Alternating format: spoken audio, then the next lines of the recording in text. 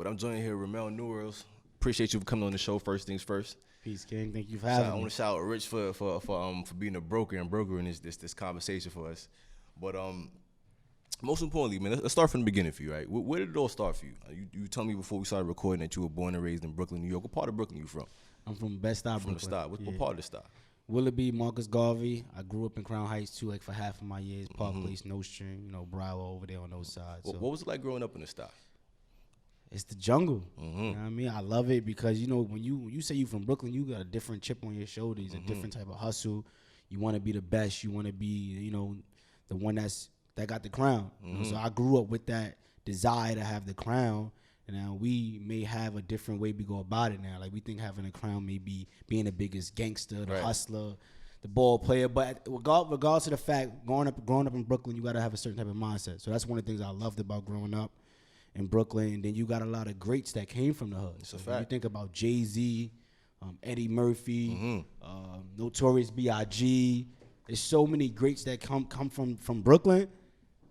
So you got motivation. It's like, I want to be on that list of greats. I want to be on that wall. And that's pretty much how it was for me. We spoke about desire. Where do you think that desire comes from? Did you grow up with a lot of siblings? Did you grow up with a lot of cousins around you? Was it a lot of competition? Where do you think that desire stems from for you? That desire comes from not having. Like, when you growing up in the hood and you got to fend for yourself and you got to make sure you eat. I got a twin brother, so it was pretty much with me and him. And my mother passed away when I was 12. My grandmother passed away when I was 14. Rest in peace to them. Yeah, so, I grew up with a single father, and he working, putting in overtime, so I'm out here in the field. I got to feed for myself, feed my brother. So with that responsibility, that grew my desire, and then I felt like I didn't want to grow up and just pay bills and die. Right. I don't want to contribute more to life. It's more to do out here. And then when outside of growing up in Brooklyn, one time I went away to college, I started traveling, and I seen that there's so much more to life than just what we think in the hood. And that motivated me even more to damn, it's way more out here than just past that. It's bigger than that. Yeah, this is bigger than us. Right. So that's where that desire come from, just being in the hood. And then, my mom, she was an entrepreneur too. So I seen how many What was she people, into? She had her own production company, so she'd throw parties. She'd do films. She'd do a bunch of things as far as that is concerned. And I see how many people she put on, and I always wanted to reciprocate that energy. You said she passed away when you were 12. 12 was old enough to remember her, and also remember you old enough to understand what happened. Do you think of it how did it impact you when she passed away? What was your behavior like around that time? How were you feeling? That was deep. It was like a trying time for me, because I admired my mom because of how she impacted people, but she passed away from breast cancer. So it was a little different where, sometimes you have people pass away where you don't expect it. Right. I knew it was coming. I remember when my dad pulled me and my brother in my room and he said, yo, your mom got 2 weeks to live. So y'all got to make it happen. Y'all got to basically make sure you cherish her for the next 2 weeks. And that, telling a 12-year-old kid that your mother got 2 weeks to live, that shit just... I rock your whole world. What were those 2 weeks like? Do you remember at all? Damn. The 2 weeks, it was just like I was going through it. I was trying to figure out what my life gonna be like if she's not here. Kind of planning purposes, making sure that I give her a lot of love. Right. Bring all my brothers and my sisters, my cousins, bringing everybody together. It was just we was preparing for her time. So that is a gift and a curse because if somebody just goes where you don't expect it, that can hurt you. But even more. When you know it's coming, you kind of brace yourself for it almost. I start putting myself in position. I started, building up that wall. Right. This is what I need to do to make sure I'm ready when that time comes. Every single day when you look at that calendar and the time is ticking, the days is counting by, I just felt like I had to, be even stronger. And that gave you even more of a purpose to push forward because now from a young age, you understand that this thing is not guaranteed for us. This life is not guaranteed. You never know what you're up against. So you got to use the time that you have wisely. That's a fact. So that's why I do what I do because it's bigger than me. It's bigger than me. It's about what I'm going to do today to leave an everlasting impact on generations to come. That's what my mom did for me. Even though she passed away when I was young, she left an impression on me to want to be a boss, build opportunities, for others. And so as long as I can reciprocate that same energy for my nieces, my nephews, for my kids when I do have them. I don't have no kids now, but that's how I think though. I'm on that mindset. Like everything I do ain't for me. It's a quote that I live by is, we plant these seeds to build the tree that we might not be able to sit under and get the shade. So when you got a tree, you can sit under that tree, and when it's raining or when it's like, the sun is out, you can get under that tree and you cooling under the shade. But I know I'm gonna expire, I'm gonna die at some point, and I may not be able to reap the benefits of everything that I'm doing. But as long as I know my community, my family, my friends, they're gonna be able to reap the benefits of what I do, I'm cool with planting the seeds. I'm cool with building an empire. Right, and at the end of the day, you wouldn't want to grow a tree and be under the tree by yourself. Oh yeah, like you wouldn't have a tree big enough to have others under the tree with you, so you can enjoy the tree as well too. That's a fact. That's way. So when you were in high school and middle school and stuff like that, was college always on your mind, or was it something that like a guidance counselor probably inspired you to go away and do? Or was there a teacher or a friend that you had in school that went away to school that you decided to like follow their footsteps in? Good question. No, college wasn't even an option, honestly. Like nobody in my family went away to college, so the expectation was just to get a good job, finish high school, and go get a good job. That was it. Like so, college wasn't mandatory. It wasn't anything that was, it wasn't an expectation for us. But I knew I wanted to be great. Like I had this burning desire, and I knew that everybody around me didn't take that next step. So I felt like, all right, I'm gonna take that next step. Now going away upstate wasn't an option for me. It was just going to CUNY. That was my original thought process. I was gonna go to maybe a Mega Evers or something that's like in the hood. But I was always smart. I always had good grades, top of the class, honor roll. And I remember when I was applying for my CUNY applications, and my guidance counselor said, "What you doing? You going to CUNY school?" I'm like, "Yeah, what you mean?" She's like, "No, you great. You could go further than that. You need to be applying for these 4-year universities. Like, you could shoot for the stars." So it was a guidance counselor that told me I should apply to go to these 4-year universities. And I didn't believe in myself, but she believed in me. And I said, all right, whatever, I'll apply. And, I got accepted. And, I told my dad. He like, all right. Because he don't know neither. Like, right. Like, all right, y'all want to go to college? Yeah, show me how this done works. Show me how this college thing works. We in this together. That's how it happened. What was that transition like? That was your first time really leaving the hood, really not being in Brooklyn for a long period of time. Like, what was that first semester like? Was it a tough transition part, or was it like, yo, listen, this is a smaller version of Brooklyn. I'll be able to maneuver the same way? Yeah, I went to 2 schools. So before I went to University of Albany, I went to a small private school upstate in Adirondacks, probably like 45 minutes away from Canada. It's called Paul Smith's College. Never heard of that. Very tiny. Never heard of that. I thought you were going to say St. Bonaventure or like it's TC3 or something like that. Private school, but the only reason why I went there is because I told you I have a twin brother. That was the only school that we both got accepted to, and they gave us scholarships. And we wanted to go to school together. So we went to that school, and I spent my first year there, and it was a culture shock because it was only 15 black people on that campus. Including you and your twin brother. Including me and my twin brother. 15 black students on campus. And now I come from being in an environment where it's only black people. It's only black people, and we run it and we do what we want. Right. To me, going to an environment where I'm wearing Burberry, Louis, Gucci, Prada, they don't even know what that is. I'm thinking I'm fly. I got a Benz. They don't care about any of that.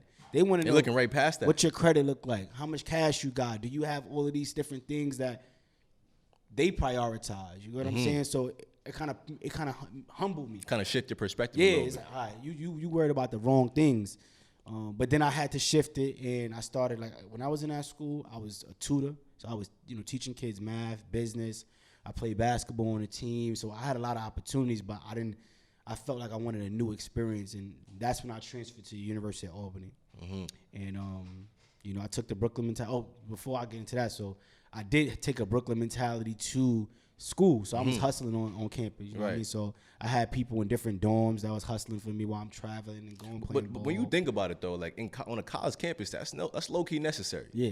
Like that's low key necessary. Like somebody gotta be able to supply that. Yeah. And now as long as you don't get caught, like I'm not telling anybody to go do that, but like in the ecosystem in the real world, that's necessary.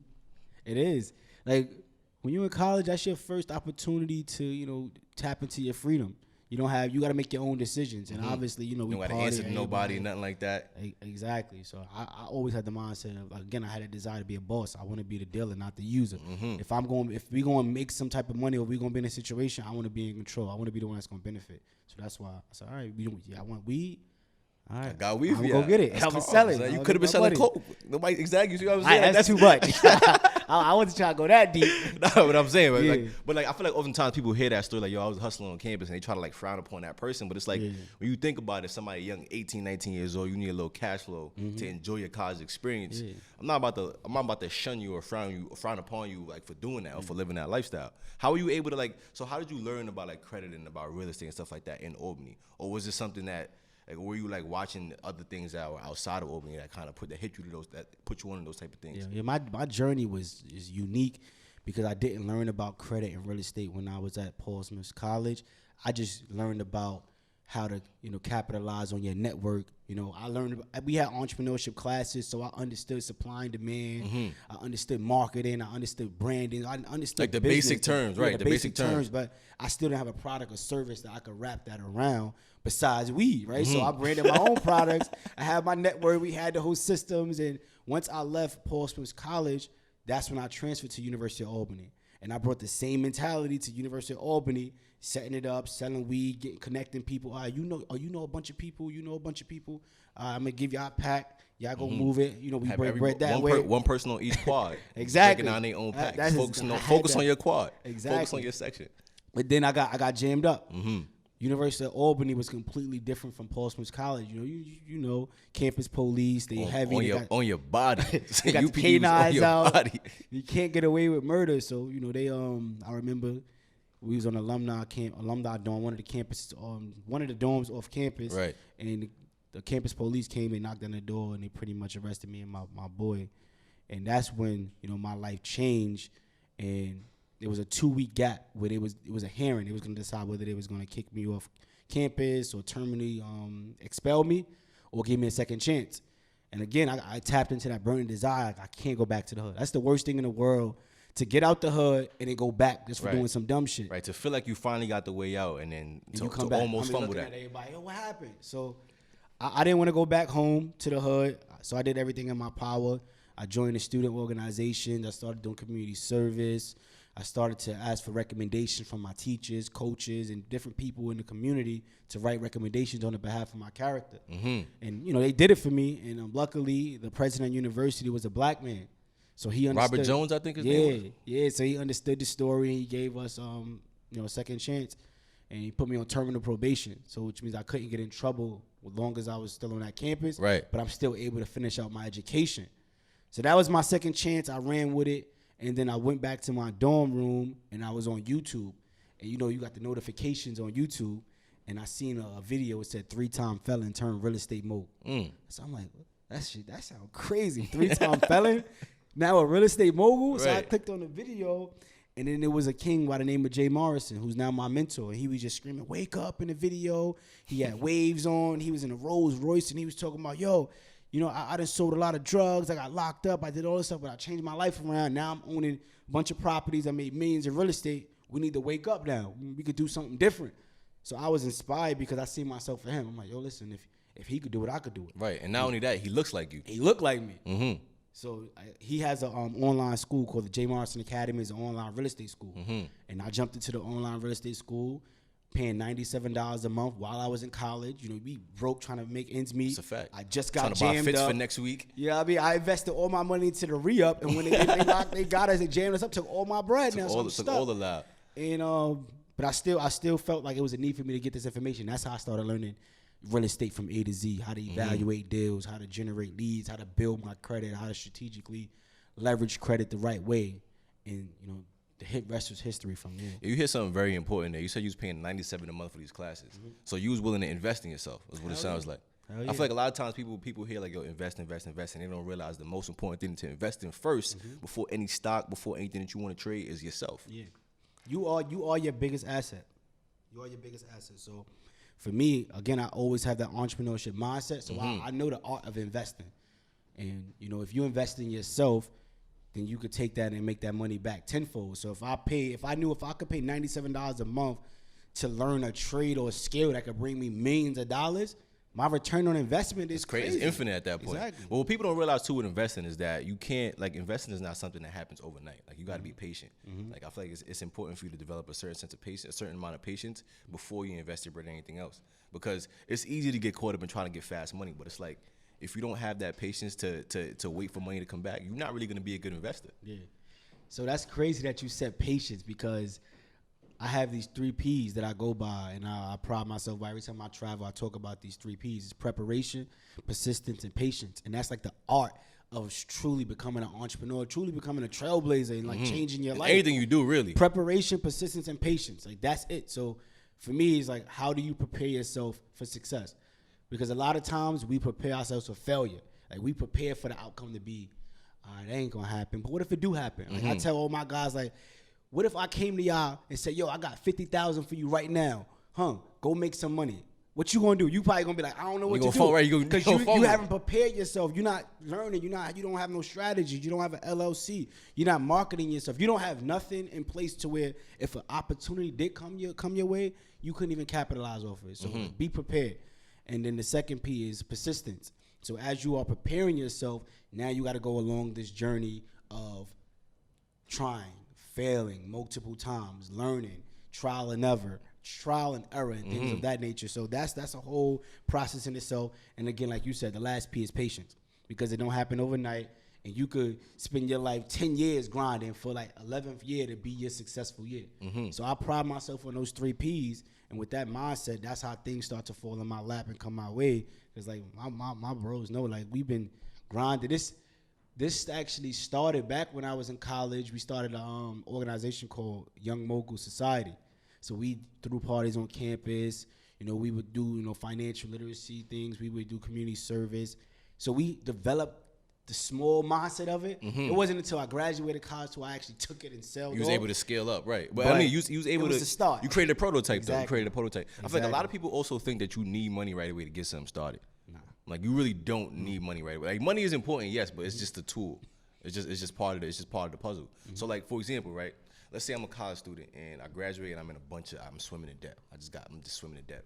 But I'm hearing about this real estate thing. I'm like, yo, I'm hearing that I could generate a consistent or monthly cash flow of real estate. But I don't really have any money to get started. What should I do? What's the first thing I should do? It's multiple ways that you can make money in real estate. One of the easiest and most simple ways is wholesaling real estate.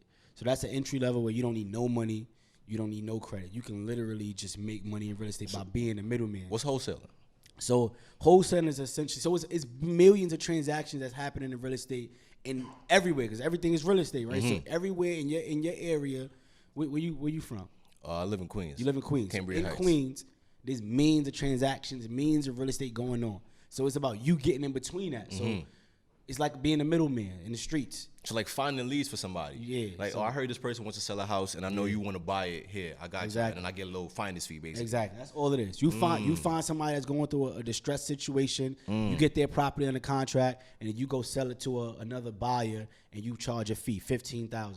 You do one of those a month, you can make $15,000 a month. That's like what? That's a whole quarter's worth of checks from an entry level job. No fun. Exactly. You ain't use no credit and no money. You just use hard work, strategies, in your network. But see, the thing is though, that sounds easy.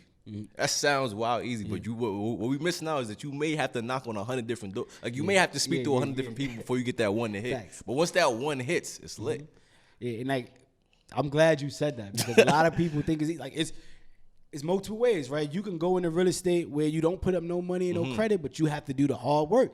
You got to do the heavy lifting. Call 1,000 people, pull a list, send out 1,000 letters in the mail, direct message, voicemails, all the things you could think of to attack these property owners. And then out of 1,000, you might get 100 leads. And out of those 100 leads, you might get 50 people that actually accept the offer.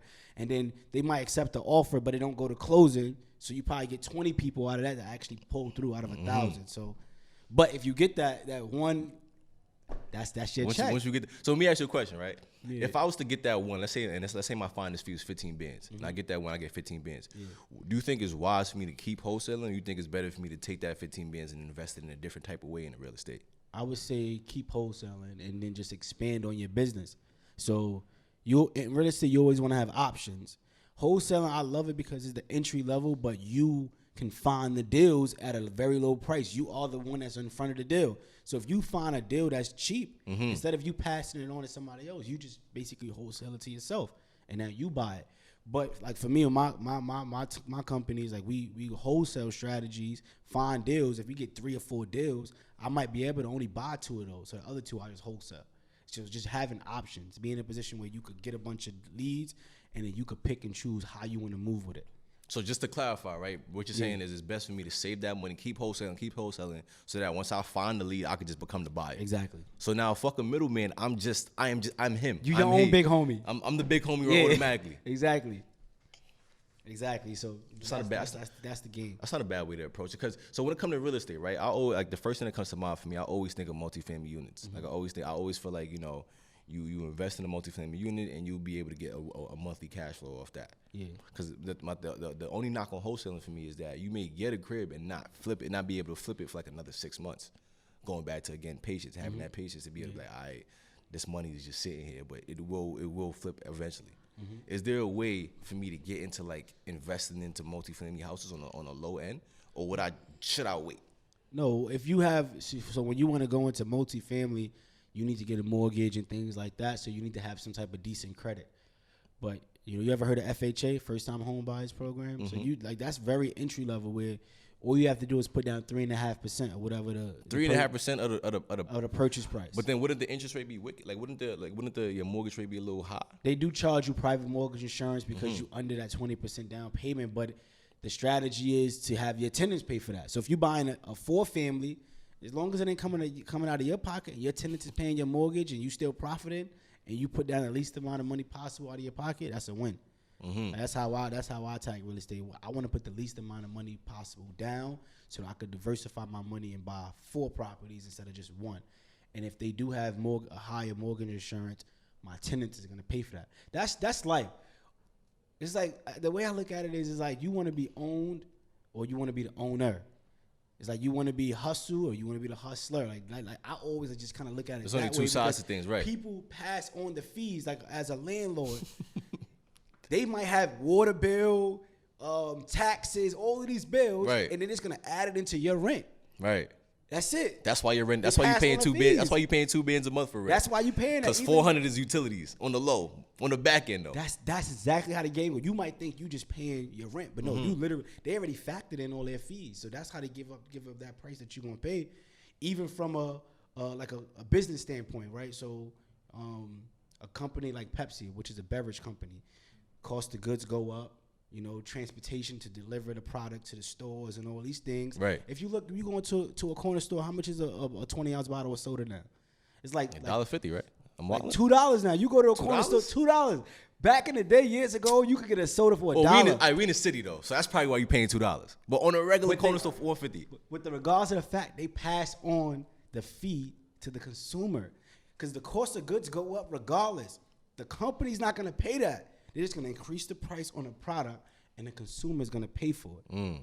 That's just business 101. So the key is to figure out how you as the consumer can avoid paying that. What do you? No, the key is to not be the consumer. You want to be the owner, be the boss. Right. I want to be the one that pass on the fees. That's how I think. I want to be in control where I'm getting things at a wholesale at a cheaper rate, and if I have bills coming in, somebody else is gonna pay those bills, not me. You follow? I'm following. So you're pretty much the broker of everything. Like, yo, this is the whole marketplace, and I'm the guy that's calling the shots. Yeah, pretty much. That's not a bad way to look at it. So how did you get into wholesaling after you graduated college? Which area did you start? So I didn't even start wholesaling. My first deal was what they call syndication. So real estate syndication is like a step up from wholesaling. So essentially what it is like you find deals and then you raise capital from different partners. So it's a bunch of people out here that have money but just don't know what to do with it. Right. You might have people in the streets that just got money and just sitting around don't know what to do with it.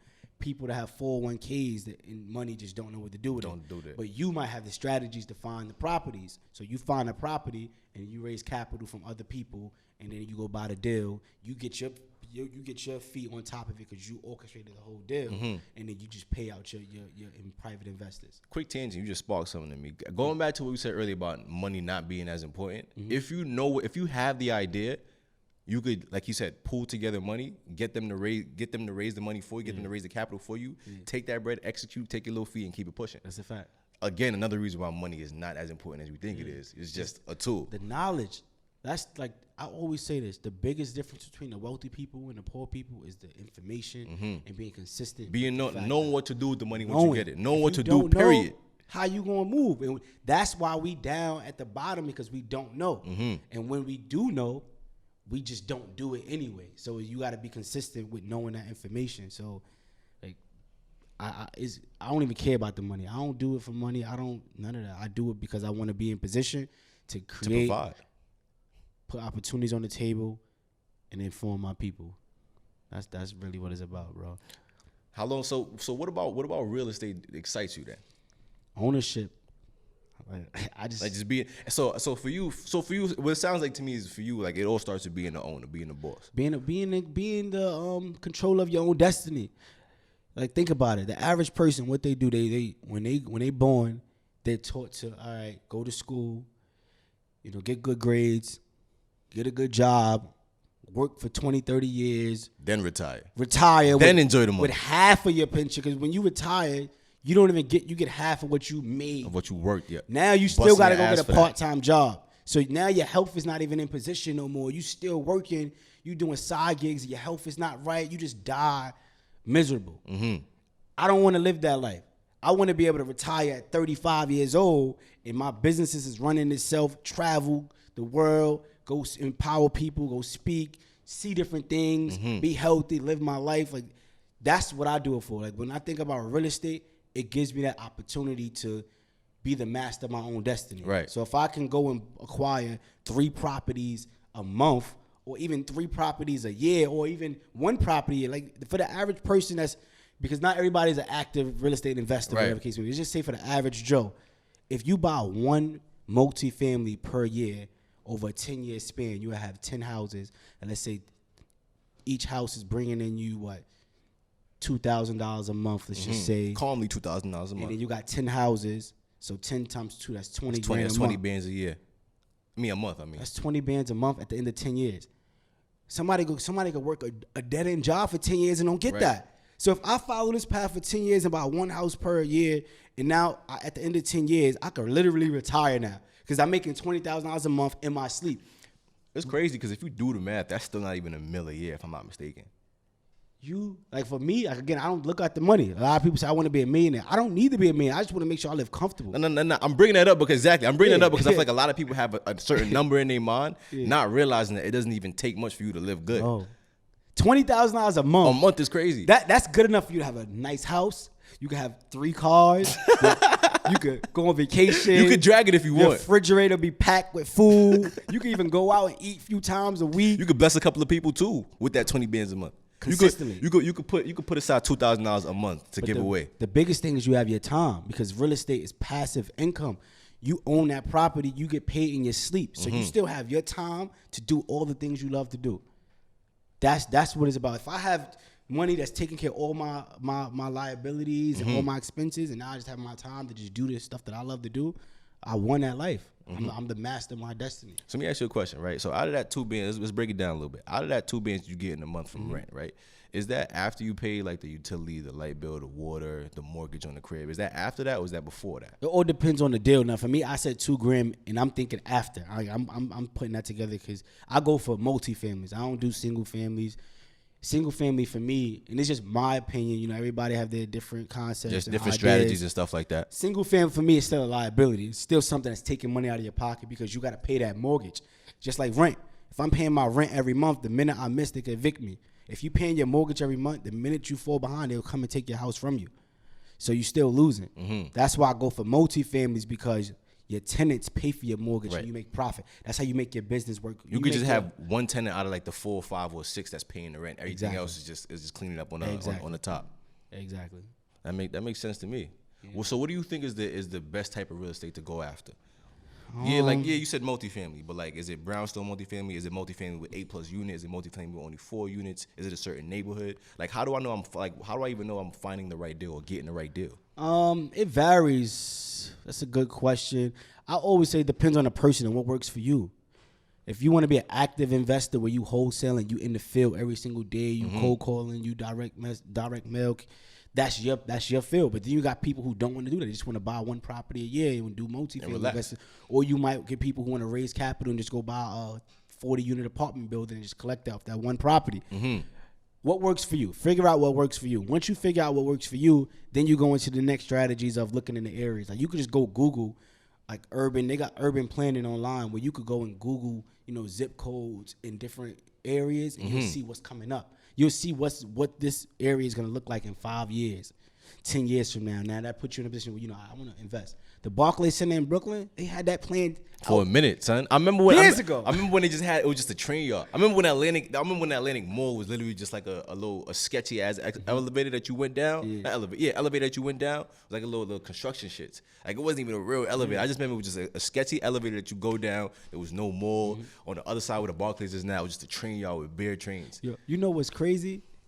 You remember? It was what was it? It was what song was it? I was watching. I was watching a video. It was Jay-Z. I think it was Big Pimpin'.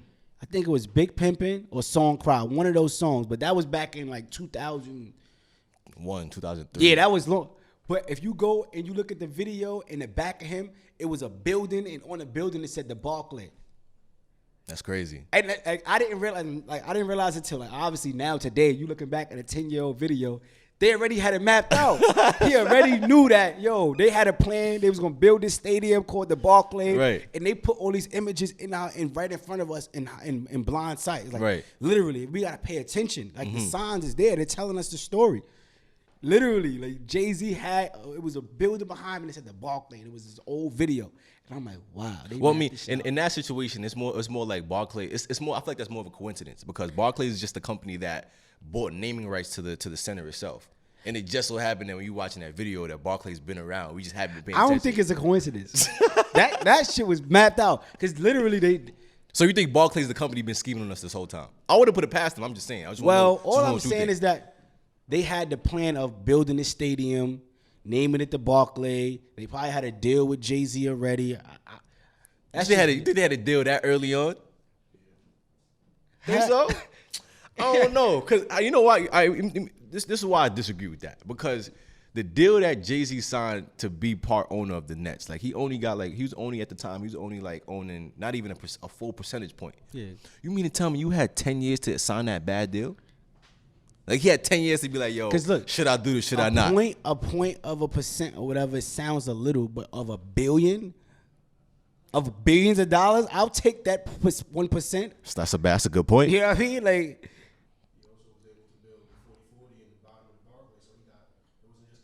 Right, it wasn't just a percentage. He was making money with the 40-40 in the spot too, and that wasn't the first 40-40 location either. Exactly.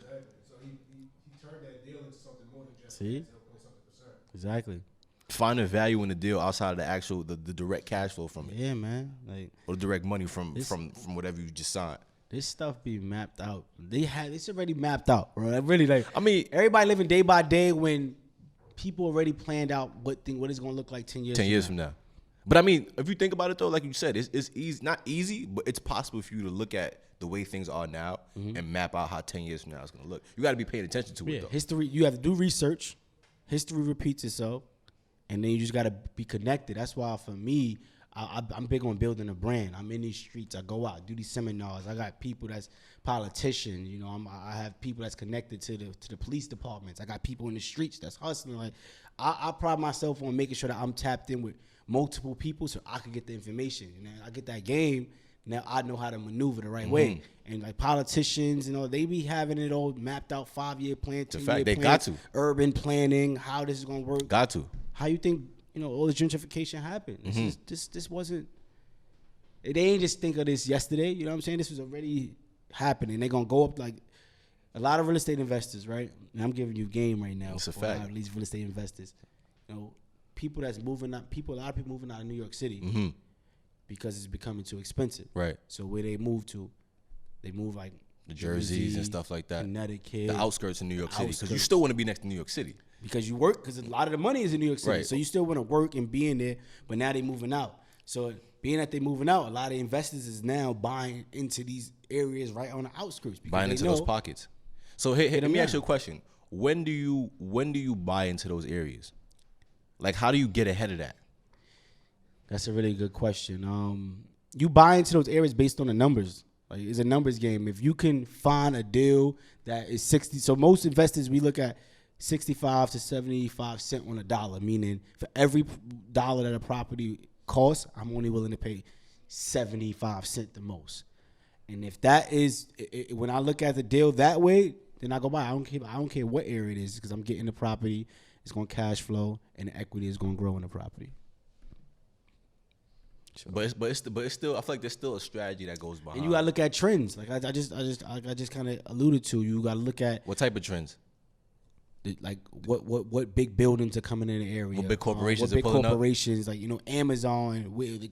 Follow Amazon wherever they building a warehouse. You want to be somewhere around wherever they building a warehouse. Another good thing to follow too is hospitals. Yeah, you're right. It's like hospitals, because you got to think about the nurses. The nurses work late nights and stuff like that, and they're not trying to travel too far. I feel like if you work in a hospital, especially early on in your career, it's gonna consume a lot of your time. So if you could build a little unit right by hospitals, you Gucci. That's a fact. You that Gucci. Follow the trends. You just said it. You hit it on the head. So like my thing is this though, right? It's easy to say follow the trends, but I feel like a lot of people don't know where to look to keep up with the trends. I think that's the question I'm really trying to get at. Like, how can we direct them in the right direction as far as like what they should pay attention to? What news sources they should read and shit like that, so that they know, this is how I should maneuver over the next 5 years, or this is how life is changing around me as we go ahead. Google. Google. It's very simple. Like, I had a Zoom call with me and my two of my partners like 2 weeks ago because we trying to pick out what's the next market we about to go into and invest. Google top 20 cities, that's growing in real estate and in the country. You have reports. You look at these reports, it'll tell you what's coming in the next couple years, which cities is growing, which one is the best rental market based on what jobs is in that area.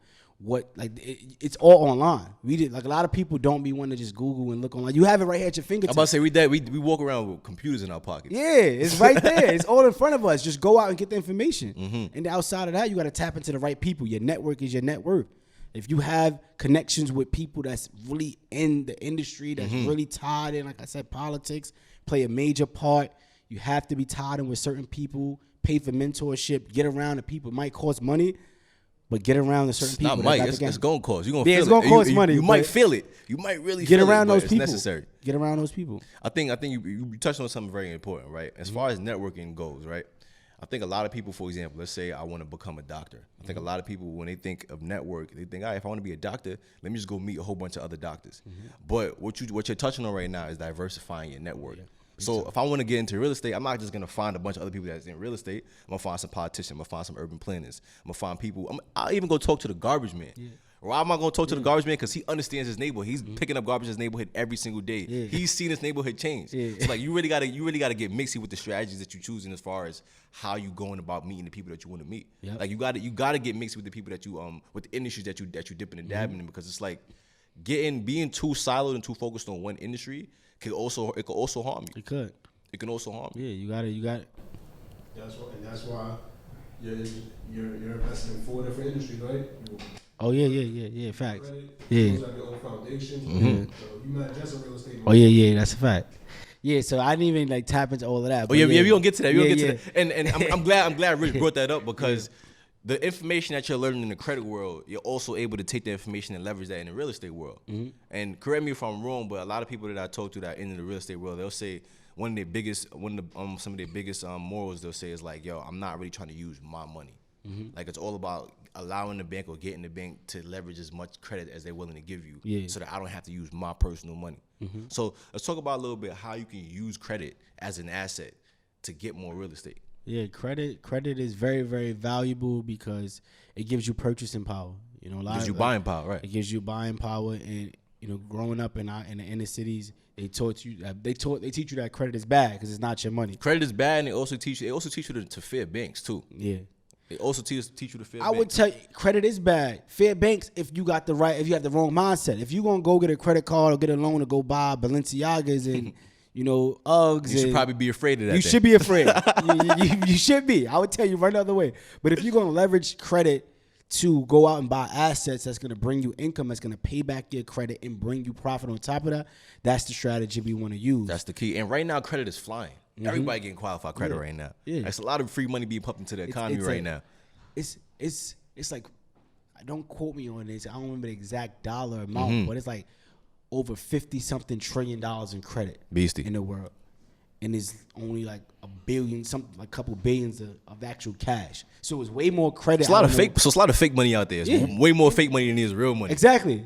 It's all an illusion right now. It's all an illusion. So I always want to be in a position where I'm the dealer, not the user. I'm the hustler. I don't want to get hustled, right? So If I know that credit is the key right now, credit is how people acquire assets, credit is how people growing their businesses. A lot of these people like you see on TV that's wealthy, they're not using cash. They leveraging credit and then they spread it out in different businesses and let it bring them money. Or again, they're using their network to say, I know somebody that runs a multi-million dollar hedge fund. I know they got money that needs to get played with a little bit. I got the idea for you. Let me help you with that. So let me ask you a question, right? Let's say I want to get into this real estate thing.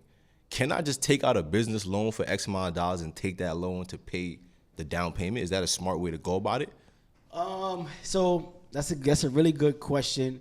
Now, for me, with my credit repair company, Mogul Credit Institute, we help investors, individuals, business owners strategize on how to raise capital to do things of that sort. But I try to stay away from loans because a loan. Why is that? Yeah. Because a loan is soon. I give you this money right now. You got to start paying on it. And for me, it's all about being in position, being prepared, as I told you. So I like to have money when I don't have no opportunities. I want to just have money because if the opportunities show up, I want to be able to attack. A lot of people opportunity may come up, and if you don't have the money, now you got to go and get it. Right. You already lost out. When you're in real estate, you have to be, it's hot. Deal come across the table, be ready. You ain't the only one looking at that deal. You're not the only one. Right. Everybody's looking every day. But so if you have a loan and you just sitting on that loan while you're trying to find a deal, you still got to pay that monthly payment back with the interest. So instead of loans, I'm all about credit lines, credit cards, lines of credit, because you only pay when you tap into it, but you have access to it. So and this is what we help, we strategize and we get you your business to become bank compliant, where we'll go to our preferred lenders and we get you approved for $60,000 in lines of credit, $70,000 with credit cards. And now you walking around knowing I got $50,000 on a credit card right now. Ready at so any if a moment. deal come up and somebody say, yo, I got this house for $40,000, it's really worth $100, you could buy it for me right now. You could just go and get it. And you ready, you in position. Right. And you're not paying on it until you use it. Right back and be Gucci. Exactly. So you tell me my first business credit card could be I can open out a line of credit that's $60,000. That's Yes, possible. you could. Yes, you could. How? But you gotta have the strategies, and that's what we That's give what you you step in. That's what I. I wouldn't want you to give that information away for free. I give out because we here. This is be fair. We Right. We're in a podcast. I'm gonna give out some game because I want to make sure this is valuable, but it's still a lot more to it. You know what I mean? So, as a startup company, the banks are giving out millions of dollars to startup companies, and you don't have tax returns, you don't have bank statements really because you're new. You can't really prove. Right. You can't prove that I can pay you this back. I can pay this back. Exactly. So what they do is they look at your personal credit and then your business profile. So your personal credit has to be good. You gotta make sure that you at least at 680 or above. No late payments within the last 2 years. No collections. No inquiries on your credit. You have to have a seasoned profile with different credit card lines. Show that you are responsible with your personal credit. I can manage this, right? Because once you can do that, then they're gonna give you lines of credit on your business based on your personal. Because they say if this person is financially responsible with his own credit, most of the 9 times out of 10 he's gonna be responsible with his business. So once your personal credit checks out, then they're gonna review your business. What type of industry are you in? That plays a big factor. If you're in real estate, the banks don't want to give money to real estate investors. I'll be honest with you. Why not? Because it's high risk, high reward. You can make a lot of money in real estate. You can also lose a lot. Lose a lot of money in and real I estate. want my bread back. I want to know that I can get this bread back. Exactly. So, even if you're in real estate, you want to make sure that you don't put investment in your name. Don't put real estate in your name. You want to, go on Google and type in top 15 most profitable industries. And you may want to attach to that, like digital media is growing and stuff like that. Transportation is a very big industry. Those industries the banks are giving out money to. So outside of having your business to be attached with a good, what they call SIC code, so standard industrial classification.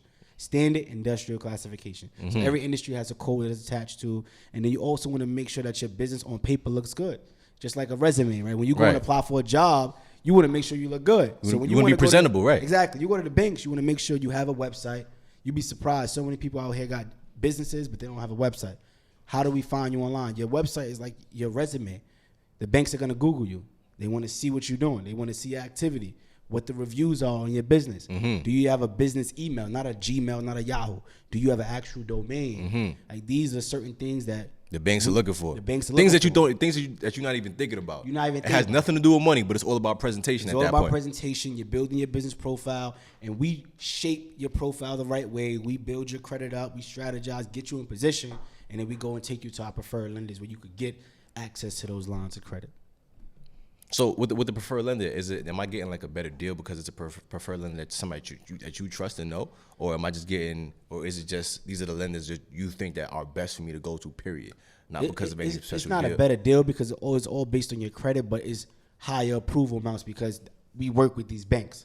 So when we build your profile, it's 99% already ready to go to these banks because we work with them. We know exactly what they're looking for. And they give you 0% interest rates for the first 9 to 15 months. So it's investor friendly. For somebody like you who want to get $60,000 or whatever, you now have that $60,000 where you could use it and don't have to pay no interest for the first 9 months, 15 months. So that's why we say preferred, because we know that these are the banks that approve. Got you. These are the banks that give you the best terms. Got you. And is suitable for the things that most business owners are looking for. So it's pretty much working smart and not hard. Like it's like, yo, I'm just gonna find a certain amount. I'm gonna find banks that not necessarily like they have like lesser stipulations or whatever, but I'm gonna find banks that I can create profiles for. You want to create relationships. That's what I always say. I tell my clients and anybody when I go travel, I speak. It's about building relationships, like with people, right? If I build a strong relationship, as we build our strong relationship together, I'm gonna grow. I got game. I got strategies. You are a business owner, so I can help you with your credit. I can set you up with your business, get you business lines of credit because we building this relationship. Your podcast gonna grow, and then I'm gonna need a favor and say I'm gonna come back on, put me on, promote me, shout me out, like throw my product on this advertisement for free or something, like because we building those relationships. It's the same thing with the banks. You build a strong relationship with the bank. Now you might get approved for $5,000 only. All right, it's not the end of the world. If you spend that money the right way, pay them back in 90 days, you could go back to them and say, yo, look what I did with this $5,000. I need more. All right, they give you 15. You do that again for another 3-4 months, you go back, turn that 15 to 30, 40, 50, build the relationships to where at the point where you now have $500,000 with different banks and together you got $2 million in lines of credit. You the real big homie. I feel like that's the beauty of America. The fact that you can have $2 million in credit. Like it may not be cash, but you could take that $2 million in buyer power and turn $2 million in cash. That's a fact. I feel like that's the way part about the country. I feel like that's the part that people don't realize. Yes, sir. And I think where a lot of people mess up is even if you're a business owner, you may get that business credit and spend it on the wrong things. Like you may get that business credit, see that you got 5 bands, 15 bands in business credit, and just go crazy with it and lose sight of what the real goal is. So it's important to really keep your mindset on what the goal is, so that you're not using that business credit for other things. I'm glad you said that because that's where a lot of people get jammed up. I tell all my clients, like, listen, this is still debt at the end of the day. It ain't free money. You just got $60,000, $100,000. You probably worse off now because now you got more money. So now you got more money to spend. Exactly. You got a whole rope to hang yourself with. Exactly. Now you got more money to hang yourself. So if you go out there and go buy fancy cars and you ain't making no money, you just putting yourself in a deeper hole. So it's about strategy. So I always tell people, once you get money, take that money now and go invest in mentorship. Go invest in a course. Go invest in some classes because even if you have the money, if you don't have strategy, you lose. You have to have both money and strategy. That's how you win. Right, and then of course, I think the next part is too. Once you have the money, you build out a strategy. Make sure you have the right tactics to accommodate or to complement that strategy. Absolutely, I think that's key. You were talking a little bit about your sweatshirt early on. It's a street credit versus street credit. You cross out street credit. It says business credit. Just so I want to make sure the camera gets that. Talk a little bit about what that means. Like, what's the overall brand that you're creating with this? So I've been on this journey of financial empowerment for the last 2 years. My journey was I was in the real estate for like 2 years before that, while I was just trying to get deals, trying to get my foot in the door and stuff like that. And I had a job as well working for Pepsi, and I didn't want to put myself out there because I didn't want the company to see me doing real estate and that. And they're like, oh. So your focus not really on Pepsi then. Exactly. You're not really trying to help Pepsi get money. All right, so we don't need you. Exactly. Right. That's how I felt. And then, I was speaking to my mentor, and he's like, yo, listen, you got to put yourself on. This is your life. You know what I'm saying? Like, all right. I just said, I'm going to announce myself to the world. I'm just going to do me. And this was 2 years ago. It was my New Year's resolution for 2018 to let the world know who I am. And I announced myself as the Young Mogul to the world, and I kicked off my Making of a Mogul tour. So the Making of a Mogul tour was essentially me going out there, building my brand as a real estate professional, public speaker, and then filming it, documenting it, showing them this is the process. No, I'm not a millionaire yet. I'm not a mogul yet. I'm the young mogul, but I want to show you the process, because when people see you lit, they think it just happened. It's like, no, we was grinding for years. We was doing this work. So on this Making of a Mogul tour, I was going to the middle schools and the high schools, talking to the kids about credit, real estate, and things of that nature. Then I did a college tour with my partner called Young and Wealthy, where we traveled to like 8 colleges, Tuskegee University, Virginia State University, Montclair State, a bunch of different colleges. We gave them games. So I'm hitting middle schools, public schools, colleges, but I'm like, what about the people in the street? What about the homies that don't got that opportunity where you're not in the classroom and they need this game? Those are people who really need it. Need it the most. So that's why I put together this street credit to business credit pop-up tour, where every week I go out and I'm in a different hood. So we just was in Fort Greene, and we did a seminar in the hood, giving out game, telling them like, listen, y'all got street credit, but we can't take that to the bank. Y'all say y'all have goals. Y'all say y'all want to be millionaires and bosses. Being the biggest gangster ain't gonna get you there. But if you have that same mindset, 'cause if you know how to run a whole organization and sell drugs and scam, like literally, you smart. You smart. Right. You running a whole. Using the same strategy. Using the same strategies, but if you find the right product, which is your business, and building a business credit, getting a real estate or whatever it may be, this is how far we could go. Right. So that's why I'm in the hood with it. I want to show people how to go from street cred to business cred. So we went to Fort Greene, we was in Albany Projects. We're gonna be in Long Island in 2 weeks, and we was in Buffalo 2 days ago. We be going everywhere. That's pretty much what street credit to business credit is about. Just being in the hood, popping up, letting them know, be giving out education. Now, are these seminars that you're doing, are they more hands-on, or is it more so you just talking to them and educating them about these things? It's more education. So I have my flip chart with me. I pull out my flip chart and I, break down the steps on how to build credit, why credit is important. How do you leverage that to get access to funding for your business? Once you get the funding for your business, this is how you get into real estate. So I get them a 3-step process. Build your credit, build the business, get into real estate, make money, build a legacy for you and your family. The money that you make from real estate, you can start doing your own passion, whether it's a podcast, whether it's a clothing line, whether there's a car rental company, whatever it may be. Just this is the fundamental ways you can get there. So what you do, you're teaching people how to fund, like you said, how to fund their passions. Yep. How to fund their passions. That's exactly what I'm teaching. Because at the end of the day, if you really want to be able to chase your passions, you got to have something has to give you the residual. Because you can have a job to do that, but you want to use that 9 to 5. You want to use that 9 to 5 window to do your passion. That's what it sounds like. That's how I just want to make sure I'm taking it the right way. That's what it sounds like to me. So I want to definitely get this out there. The street credit to business credit, this is for all entrepreneurs. This is not just for real estate investors. This is for anybody that has a business that needs capital to continue to scale up. Right. If you're looking to scale up your business, we have the strategy, we have the game to put you in position to get there and fund your passion. So I always talk about getting into need-based businesses. That's why I love real estate. Your entry business should always be something that people always need, no matter what. Because people always gonna need somewhere to live. You always need a place to stay. Right. So I'm going into real estate because I know at the end of the day, you gotta put your head somewhere. you gotta lay somewhere. You're gonna pay me. I'd rather be the person that you pay. And then that money from the real estate you can use to fund your clothing line or your dream or your TV show, whatever it may be. That is your real passion. But start out with these simple businesses that are need-based and is functional. Taxes. You gotta pay everybody. Any mother gotta pay taxes. So you can start a little tax company.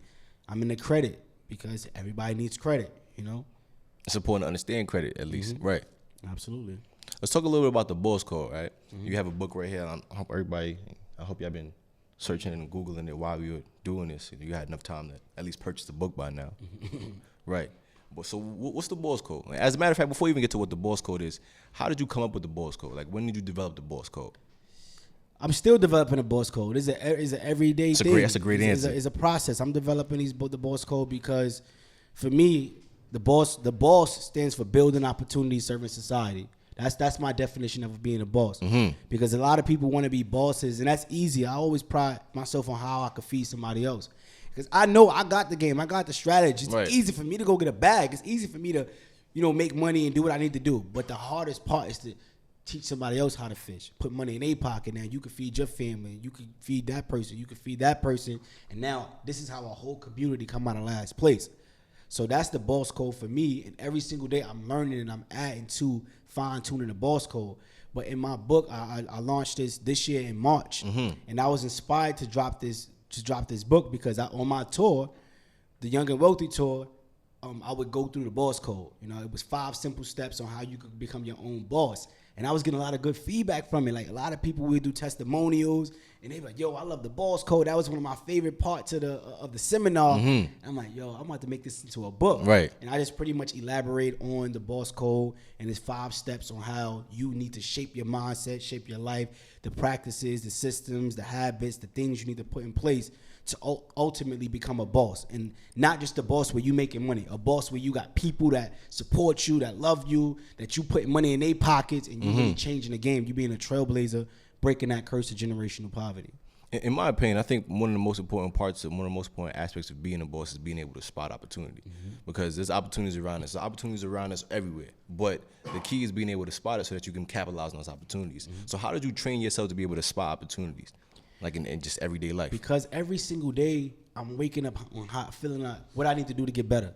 That's literally how I move. And you know, my brother, everybody, they be joking on me. My dad, like, you can't sit still. You always doing something. Like, sit your ass down. But I can't sit still. Anytime I have some type of downtime, I feel nervous. I need to do something. I should be doing something with this. I should be doing something. Right. I should be learning. I should be scaling because I'm not where I need to be. I watch, you know, I'm building my brand as a public speaker as well, but I watch a lot of YouTube videos with, you know, Eric Thomas and, you know, I watch Gary Vee, you know, Jay Morrison, Inky Johnson, a lot of these guys that I see at the top of their game, and I'm like, I got to continue to get better. I'm not there yet. So that's how I spot opportunities, because I know my weaknesses or I know where I need to get better. So if I see somebody or if I see something that's going to help me get ahead or add to my qualities, I'm going to go after it. I'm always in that mode. I'm always in go mode. So what do you think out of everything that that's in your book, out of all the principles that you live by, what do you think is the North Star for you? Like, what's the key thing? If somebody, everyone wants to listen to this interview, right? What's the main thing you want them to walk away with from this conversation? That's a good question. Vision. Like, that's one of the steps in unlocking the boss code, is like building out that vision, because you have to see it. You have to see it before anybody else could. Literally, I wrote out this 3-year plan back when I was in college. Like, Rich was with me and everything. When everything was going on, I sat in my dorm room. Right and on I Empire. literally wrote out a 3-year plan. I broke it down by months, and I'm like, this is the things that I want to do. I see myself at this level. Like, my ultimate goal in like real life, my ultimate goal is to develop a community center or recreation center in the hood in Brooklyn. Not a typical recreation center. It's going to be a financial literacy-based recreation center where the community, they pay for a membership, but they come in and they learn financial literacy, but interactive. Like, so, for example, they play Monopoly. We played Monopoly growing up all day long, Right, but but nobody wasn't really taught us understanding that this what is we was real doing life. it, right. 4 greenhouses, 1 red hotel. As soon as you land on my property, Pay me, up. right. This is real life. Yeah, we was practicing those capitalist principles, but not realizing it. Not realizing it. So I want to make sure, we can have fun, but I want you to understand the bigger picture. I want you to be able to have different opportunities, because growing up in the hood is we either rap, play ball, or we trap. And when I went away to college, I seen people that's playing lacrosse, people that's tap dancing, people that's good at fishing, people that's doing a whole bunch of shit. I'm like, Right. I never... Just doing it, just chasing their passions, just doing what? whatever they like. I could have been the best bowler in the world. Like, But you was never exposed to it, though. I was never exposed to it. I think that's the key too. Just be exposing the next generation to Exactly. things that we weren't exposed to, so that they know that exist. Exactly. Because at the end of the day, if you don't know it exists, then you're never gonna be able to go You're after never gonna it. be able to go after. So that's why you're building opportunity, serving society, and ultimately, the recreation center is gonna be a environment to provide opportunity, so the kids in the community could try these things and never see you. That might be a big break. That might be the thing that you into. Right. So ultimately, that's where I want to go. Now I had to reverse engineer and say, what do I need to do To get there. And that's my path right now. Doing this public speaking, building a brand, making sure that people know me. I'm in the real estate because I have to buy the location. Building credit because I'm going to have to leverage credit. I need partners because I want to make sure I bring people in with different trades. I want somebody to come in and teach the kids about media, film, and show them that, you can be behind the camera. You could be a Tyler Perry, a John Singleton, podcast, like all these different things that we can do. I want them to see the faces of us. Right. Because if you don't see nobody doing it That looks look like you never it's want to quiet think for you you. could do it. That's a So fact. we need to bring them in the places where we at in the hood and show them images of people that's doing it at a high level that look just like them. So everything I'm doing right now, every single day, is to get there. Just to get to that point. Step by step. I really appreciate the work that you're doing. I think is very important. As we spoke about throughout this entire interview, it starts with exposure. It starts with being able to look at somebody that looks like you doing something that you've never seen before. That's the best thing that can happen. Yep. And I really appreciate all that you're doing. And I'm wishing you the best going forward, man. And I really appreciate you coming on the platform to share this with everybody else as well, too.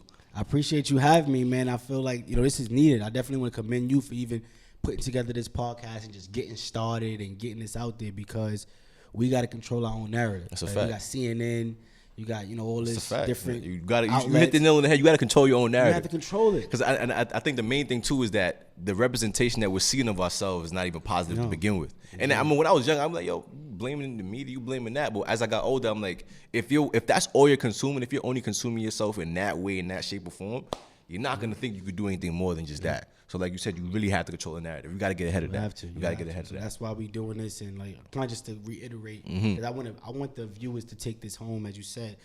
The biggest thing I want them to take out of this is vision. You have to build out your vision. You have to have a vision. See it. I'm the Young Mogul. I don't give a damn if y'all believe it or not. But guess what? 2 years later, people really like, yo, Young Mogul. They got me up. Right. Like, You gotta put it out there though. I put it out there. I'm acting on it. It's really happening. So you gotta see it. You gotta build it out, even if nobody else see it.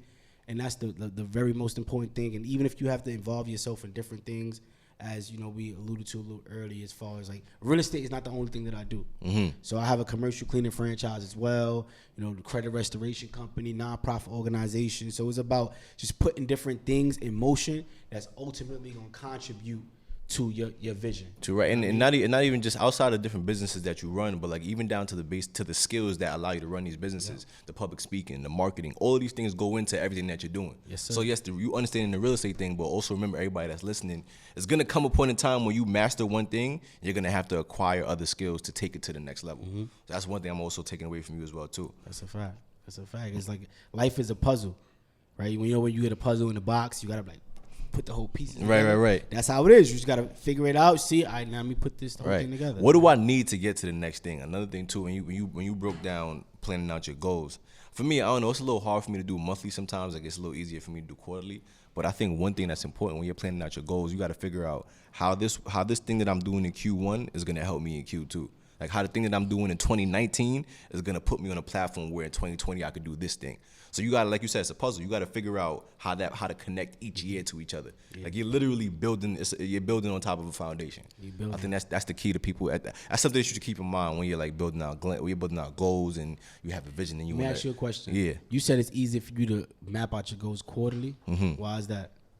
I don't know, because I feel like it's easier for me to say, all right, I want to get this done over the next 3 months than to say I want to do this in a month. You know what I mean? Like I feel like sometimes it's hard for me to say what exactly. Like it's hard for me to say how March of 2021 is going to look, but I can have an idea of how the quarter one of 2021 is going to look.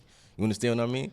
I get what you're saying, but that's something that I would challenge you to do. Like break it down. The reason why when you give yourself more time, like you're not holding yourself accountable. It's like you doing it in quarters because I got time. But if you break it down in a month or a week, you putting that pressure on yourself. You putting that tension on yourself. That's a good way to look at it. Now. So that's why I don't like setting it out that long. I want to put the pressure on myself. And even if you don't hit those goals, you made some steps towards it. Because you might not aggressively hit every goal you set on that plan, but you made steps towards it. And that makes it better for you to see what March 2021 will look like. Now that you say that too, this is that will look like. And this is something that I realized about just like executing things on your own. You don't realize that sometimes things don't take as long as you might expect. You may have a to-do list of like for the whole month, and you may get it done in 2 weeks. Yeah, that's a really good point. My mentor told me force the progress.